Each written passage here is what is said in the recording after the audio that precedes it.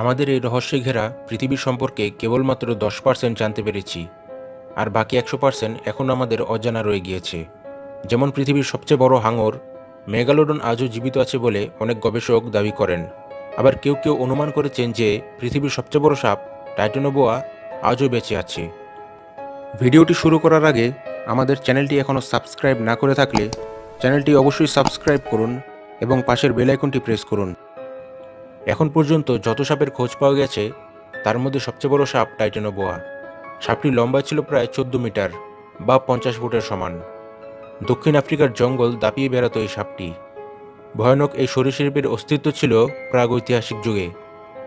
প্রায় 6,80,00,000 বছর আগে পৃথিবীর বুকে বিচরণ করত এই সাপটি। অবাক করা ব্যাপার হচ্ছে, কয়েক বছর আগেও বিজ্ঞানীরা বিশাল আকৃতির এই সাপটির ব্যাপারে কিছুই জানতেন না। টাইটানোবোয়া সাপের প্রথম প্রমাণ পাওয়া গেছে 2007 সালে। একদল গবেষক কলম্বিয়ার একটি কয়লার খনিতে এই বিশাল সাপের ফসিল বা জীবাশ্মর সন্ধান পেয়েছিল। সেখানে এর বয়স পরিমাপ করা হয়, তখন জানা যায় এই সাপটি প্রায় 6 কোটি বছর পুরনো। খুঁজে পাওয়া ফসিলটি এখন Smithsonian national museum of natural history জাদুঘরে। সেখানে সাপটির একটি বিরাটাকার রেপ্লিকা রাখা হয়েছে। প্রদর্শিত রেপ্লিকা সাপটি যেভাবে একটি বড় আকারের কুমিরকে গিলে ফেলছে তা সত্যি ভয়ানক। আজকের যুগের খোঁজ পাওয়া সবচেয়ে বড় সাপটি এর অর্ধেকের চেয়েও ছোট। ধারণা করা হচ্ছে দক্ষিণ আমেরিকার অজগর জাতীয় সাপ বোয়া ও অ্যানাকোন্ডার বংশধর ছিল এই টাইটানোবোয়া। সাপটি বিষাদর ছিল না, তবে একবার যদি কোনো প্রাণীকে ধরে ফেলত তবে মুহূর্তেই তা দুমড়ে মুচড়ে ফেলত প্রচণ্ড শক্তির সাহায্যে। এই চাপের শক্তি ছিল প্রতি বর্গ ইঞ্চিতে 400 পাউন্ড ওজনের সমান। বিশেষজ্ঞরা জানিয়েছেন বর্তমান পৃথিবীর বৃহত্তম সাপ সবুজ অ্যানাকোন্ডার চেয়েও 10 গুণ ভারী এই সাপ বসবাস করত জলাভূমিতে। প্রধানত লাংফিশ, বড় কচ্ছপ এবং বিশাল আকৃতির কুমির শিকার করত টাইটানোবোয়া।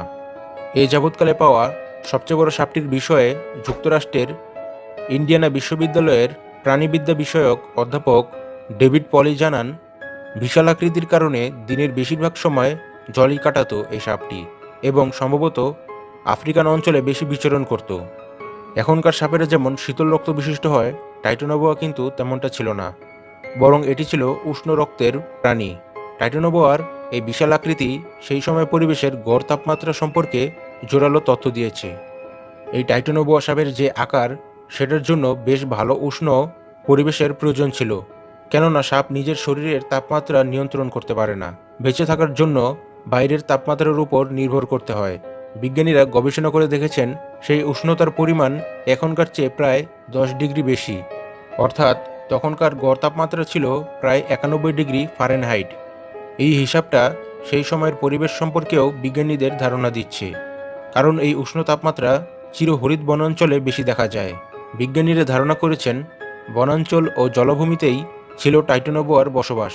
তাছাড়া অতীতে বিশ্বের বিভিন্ন স্থানে ঘন ঘন জঙ্গলের অভাব ছিল না। তাই অনেক গবেষকের ধারণা দক্ষিণ আমেরিকা ছাড়াও হয়তো বিশ্বের অনেক স্থানে ছিল বিশ্বের সবচেয়ে বড় এই সাপটি। 6 কোটি বছর আগে ডাইনোসর বিলুপ্তর পর জলবায়ুর তাপমাত্রা অনেক বেশি ছিল। এই কারণেই টাইটানোবোয়ারা আকারে এত বড় হতো। বিশেষ করে সরীসৃপ জাতীয় প্রাণীর বড় হওয়ার এটাই কারণ। গবেষকরা বলেন টাইটানোবোয়ার ফসিল আবিষ্কার আমাদের আরেকটি বিষয় নিয়ে গবেষণার পথকে খুলে দিয়েছে, অর্থাৎ এর মাধ্যমে বিশ্বের জলবায়ুর ইতিহাস ও বৈশ্বিক উষ্ণতা বৃদ্ধির গবেষণায় প্রয়োজনীয় তথ্য পাওয়া যেতে পারে।